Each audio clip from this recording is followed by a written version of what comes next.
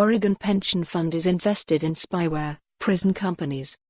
TIGARD Oregon, AP, Oregon's state employee pension fund is invested in an Israeli company whose smartphone spyware has been used against dissidents, human rights defenders and journalists by repressive regimes. It's also invested in 2 prison companies that run immigrant detention facilities, even though Oregon pioneered statewide sanctuary status. Investors around the globe are increasingly incorporating social values like climate change and human rights in deciding where to put their money.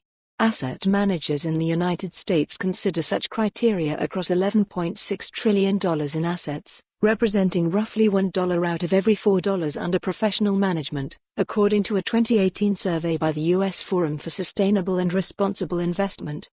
Oregon's situation shows the practice remains aspirational in even some liberal states, while others have made strides. A new initiative in New York, for instance, allows its state employee pension plan, with $210 billion in assets, to divest from coal and other sectors with climate considerations. New York also decided in July to sell nearly $10 million in pension investments in GEO Group and CoreCivic, 2 prison companies that operate immigrant detention facilities in California, Florida, Texas and New Mexico. GEO Group and CoreCivic also were among 217 companies that California pension fund managers removed from an index fund as they sought to mitigate risks, fund spokeswoman Megan White said in an email. But $2 million in Oregon's pension fund remains invested in the 2 companies as part of an index fund, according to the Oregon State Treasury. Does this mean we are insensitive to and/or unconcerned with the various social and political challenges? No, Treasurer Tobias Reed's office said in a statement.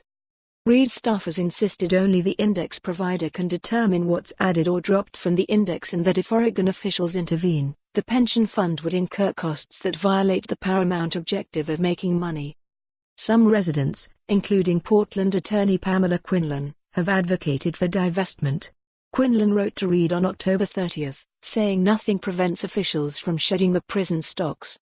I feel that owning these stocks is an insult to many Oregonians, and an insult to our values as Oregonians, she said in a telephone interview.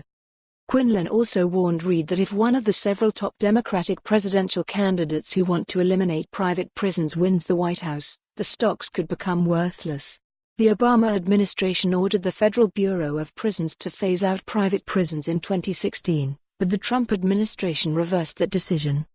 Meanwhile, Oregon's pension fund has a $233 million investment in Novalpina Capital that, along with partners, recently bought. For more on this story, visit the news article link.